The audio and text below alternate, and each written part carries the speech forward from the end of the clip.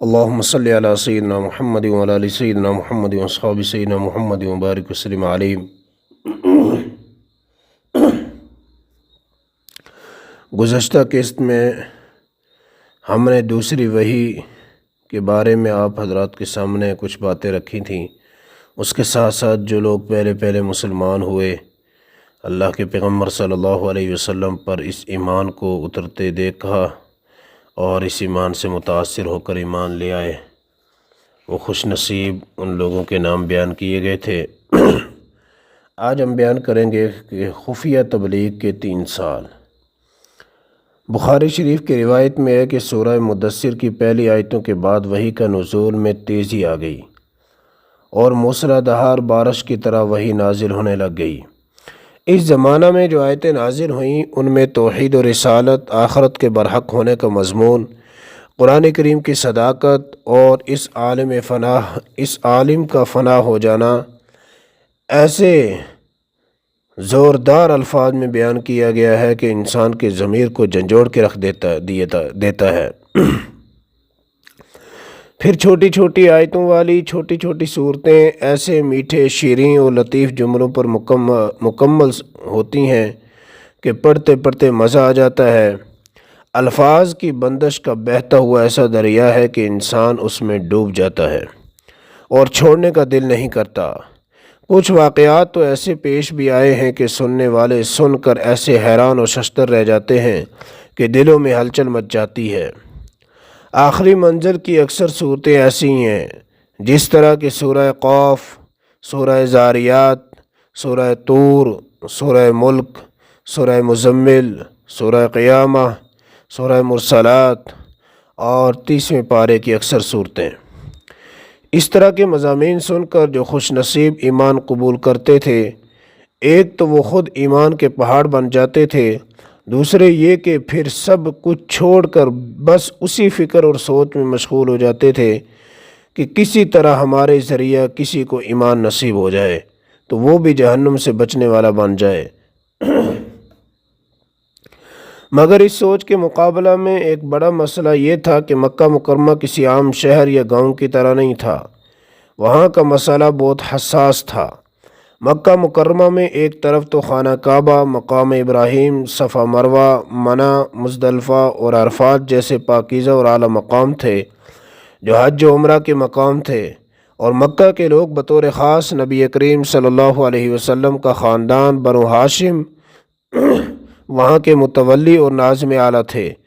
مگر دوسری طرف مکہ کے مشرکین نے مکہ کو شرک کا مرکز بنا رکھا تھا۔ عرب کے بڑے بڑے 5 بت مکہ کے آس پاس ہی تھے اور خانہ کعبہ یعنی اللہ کا پاکیزہ گھر 360 بتوں سے بھرا ہوا تھا۔ مکہ المکرمہ ہی کے لوگ بطور خاص قریش ان کے مجاور اور پجاری تھے۔ ایسے ماحول میں حکمت اور عقل مندی یہی تھی کہ بلا وجہ اچانک ماحول کو گرمایا نہ جائے، بلکہ اصلاح اور سدھار کا کام آہستہ آہستہ کیا جائے، ہر ایک کے سامنے تذکرہ کر کے آگ نہ لگائی جائے۔ بس اسی حکمت اور دانشمندی کے مطابق نبی کریم صلی اللہ علیہ وسلم نے بھی خفیہ دعوت دینے شروع فرما دی اور اپنے خوش نصیب دوستوں کو بھی یہی ہدایت فرمائی۔ جس طرح کہ ہم نے پہلے عرض کیا کہ حضرت علی رضی اللہ تعالیٰ عنہ کو آپ نے فرمایا تھا آپ ہمارے راز کسی کے سامنے ظاہر نہ کریں، اسی طریقے کے مطابق حضرت ابوبکر نے سب سے زیادہ محنت فرمائی، کیونکہ وہ ایک تاجر تھے اور عام لوگوں سے بڑے گہرے تعلقات تھے۔ وہ بہت نرم دل، اعلیٰ اخلاق کے مالک اور بڑے سخی مزاج تھے، اس لیے لوگ بھی ان سے بہت محبت کرتے تھے۔ انہوں نے دوستوں پر غور کیا اور جس کو مناسب اور لائق سمجھا اس کو بڑے پیار سے دین کی دعوت دی۔ اللہ تعالیٰ نے ان کی کوشش اور جد و جہد میں ایسی برکت عطا فرمائی کہ انہی کی کوشش سے بہت سارے لوگوں کو ایمان کی دولت نصیب ہو گئی۔ سیرت کی کتابوں میں ان لوگوں کی فہرست میں حضرت عثمان، حضرت زبیر، حضرت عبد الرحمن بن عوف، حضرت سعد بن ابی وقاص، حضرت طلحہ بن عبداللہ جیسے بڑے بڑے صحابہ اکرام کے اسماء گرامی بھی موجود ہیں۔ اسی طرح حضرت زید بن حارثہ، حضرت علی، حضرت خدیجہ رضوان اللہ تعالیٰ علیہ مجمعین نے بھی اسی راستہ میں انتھک محنت اور کوشش فرمائی، تو اللہ تعالیٰ نے ان کی وجہ سے بھی بہت ساروں کو ایمان عطا فرمایا، جن میں حضرت بلال حبشی، حضرت ابو عبیدہ، حضرت ابو سلمہ، حضرت فاطمہ بنت خطاب، حضرت اسماء بنت ابو بکر، حضرت اسماء بنت عمیس، حضرت ام الفضل کے نام مشہور ہیں۔ مگر یہاں ان خوش نصیب لوگوں کا تذکرہ تھوڑی تفصیل سے کرنا مناسب معلوم ہوتا ہے، جن کو خواب یا کسی اور اشارے سے براہ راست اللہ کی طرف سے دعوت پہنچی اور ایمان نصیب ہوا۔ حضرت خالد بن سعید کا اسلام قبول۔ حضرت خالد بن سعید مشہور صحابی ہیں، فرماتے ہیں ایک دن میں نے عجیب خواب دیکھا کہ ایک نہایت وسیع اور گہری آگ کی خندق کے کنارے کھڑا ہوں۔ میرے والد مجھ کو اس آگ کی طرف دھکیلنے کا ارادہ کر رہے ہیں، لیکن نبی کریم صلی اللہ علیہ وسلم تشریف لے آئے اور میری کمر پکڑ کر مجھے کھینچ لیا۔ میں نے یہ خواب حضرت ابو بکر سے بیان کیا، انہوں نے مجھے دین کی دعوت دیتے ہوئے فرمایا کہ یہ جہنم کی آگ ہے جس میں تیرے باپ دادا تجھ کو شرک والے طریقہ سے ڈالنے ہی والے ہیں، صرف اللہ کے رسول صلی اللہ علیہ وسلم کی اتباع ہی تجھے اس سے بچا سکتے ہیں۔ یہ بات سن کر سیدھا نبی اکرم صلی اللہ علیہ وسلم کی خدمت اقدس میں حاضر ہوا اور ایمان قبول کر لیا۔ حضرت خالد رضی اللہ عنہ فرماتے ہیں کہ میرے والد کو میرے اسلام کا علم ہوا تو بہت ناراض ہوئے اور مجھ کو اس قدر مارا کہ سر زخمی ہو گیا اور ایک چھڑی کو میرے سر پر توڑ ڈالا اور گھر سے نکال دیا۔ فرماتے ہیں کہ نبی اکرم صلی اللہ علیہ وسلم کے پاس چلا گیا۔ بعض حضرات لکھتے ہیں کہ اللہ کے دین کے لیے سب سے پہلے یہی گھر سے نکالے گئے تھے۔ حضرت طلحہ کا بھی کچھ یہی حال ہے۔ حضرت طلحہ فرماتے ہیں کہ میں بغرض تجارت بصرہ گیا ہوا تھا، کیا دیکھتا ہوں کہ ایک روز بصرہ کے بازار میں تھا کہ ایک راہب اپنی عبادت گاہ یعنی صومعہ سے یہ پکار رہا ہے، تاجرو تم میں سے کوئی حرم کا رہنے والا تو نہیں؟ میں نے کہا میں حرم مکہ کا رہنے والا ہوں۔ راہب نے کہا کیا احمد صلی اللہ علیہ وسلم کا ظہور ہو گیا ہے؟ میں نے کہا کون احمد؟ راہب نے کہا عبداللہ بن عبد المطلب کے بیٹے، یہ مہینہ ان کے ظہور کا ہے، وہ آخری نبی ہیں۔ حرم مکہ میں ظاہر ہوں گے، پھر ہجرت کر کے کھجوروں والے شہر میں جائیں گے، تو ضرور ان پر ایمان لانا۔ راہب کی اس گفتگو سے میرے دل پر خاص اثر ہوا، فوراً مکہ واپس آیا اور لوگوں سے دریافت کیا کیا کوئی نئی بات پیش آئی ہے؟ لوگوں نے کہا وہ محمد صلی اللہ علیہ وسلم جو امین تھے، انہوں نے نبوت کا دعویٰ کیا ہے۔ حضرت ابو بکر صدیق میرے پرانے دوست تھے، میں فوراً ان کے پاس گیا اور ان سے پوچھا یہ کیا معاملہ ہے؟ حضرت ابو بکر صدیق رضی اللہ تعالیٰ عنہ مجھ کو رسول اللہ صلی اللہ علیہ وسلم کی خدمت میں لے کر حاضر ہوئے۔ حاضر ہو کر میں مشرف با اسلام ہوا اور آپ صلی اللہ علیہ وسلم سے راہب کا تمام واقعہ بیان کیا۔ اسی طرح حضرت سعد بن ابی وقاص رضی اللہ تعالیٰ عنہ فرماتے ہیں کہ میں نے اسلام لانے سے 3 راتیں قبل یہ خواب دیکھا کہ میں ایک شدید ظلمت اور سخت تاریکی میں ہوں، تاریکی کی وجہ سے کوئی چیز مجھ کو نظر نہیں آتی۔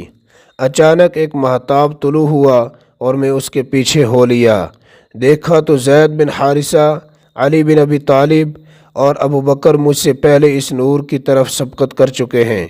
آپ صلی اللہ علیہ وسلم کی خدمت میں حاضر ہوا اور عرض کیا کہ آپ کس چیز کی دعوت دیتے ہیں؟ آپ صلی اللہ علیہ وسلم نے فرمایا اللہ کی وحدانیت کی، اپنے رسول ہونے کی شہادت کی طرف تم کو بلاتا ہوں۔ میں نے کہا اشہد ان لا الہ الا اللہ و اشہد ان محمدًا عبدہ و رسولہ۔ اس طرح یہ بھی ایمان میں داخل ہو گئے۔ ان کے علاوہ کچھ ایسے خوش قسمت حضرات بھی ہیں جن کو ایسے لوگوں کے ذریعے ایمان نصیب ہو گیا جو خود بھی مسلمان نہیں تھے۔ وہ کون ہیں؟ حضرت عفیف کندی رضی اللہ تعالیٰ عنہ نے کس طرح اسلام قبول کیا؟ حضرت عفیف کندی نبی اکرم صلی اللہ علیہ وسلم کے چاچا حضرت عباس کے دوست تھے اور عطر کی تجارت کرتے تھے۔ وہ فرماتے ہیں کہ میں ایک بار حضرت عباس کے ساتھ منع میں تھا کہ ایک شخص آیا اور پہلے نہایت عمدہ طریقے سے وضو کیا، پھر نماز کے لیے کھڑا ہو گیا۔ اس کے بعد ایک عورت آئی، اس نے بھی اسی طرح وضو کیا اور پھر نماز کے لیے کھڑی ہو گئی۔ پھر ایک تقریباً 11 سالہ لڑکا آیا، اس نے بھی وضو کیا اور برابر نماز کے لیے کھڑا ہو گیا۔ میں نے عباس سے پوچھا یہ کون ہے اور یہ کیا دین ہے؟ حضرت عباس نے کہا یہ میرے بھتیجے محمد صلی اللہ علیہ وسلم ہیں اور یہ انہی کا دین ہے جو یہ کہتے ہیں کہ اللہ نے ان کو رسول بنا کر بھیجا ہے، اور یہ لڑکا علی بن ابی طالب بھی میرا بھتیجا ہے جو اس کے دین کا پیروکار ہے، اور یہ عورت محمد بن عبداللہ کی بیوی ہیں، یعنی یہ انہی کے طریقہ پر ہیں۔ حضرت عفیف کندی رضی اللہ عنہ فرماتے ہیں مجھے ان کی یہ باتیں بہت اچھی لگیں، مگر اس وقت میں نے ایمان قبول نہیں کیا۔ پھر کچھ دنوں کے بعد جب اللہ نے مجھے ایمان کی دولت نصیب فرمائی تو مجھے بہت افسوس ہوا کہ کاش اسی وقت ایمان قبول کر لیا گیا ہوتا۔ حضرت جعفر بن ابی طالب رضی اللہ تعالیٰ عنہ نے کس طرح اسلام قبول کیا؟ ایک دن حضرت علی رضی اللہ تعالیٰ عنہ رسول اللہ صلی اللہ علیہ وسلم کے ساتھ عبادت میں مشغول تھے۔ حضرت علی آپ صلی اللہ علیہ وسلم کی دائیں جانب تھے۔ اتفاق سے رحمت عالم صلی اللہ علیہ وسلم کے چچا ابو طالب ادھر سے گزرے۔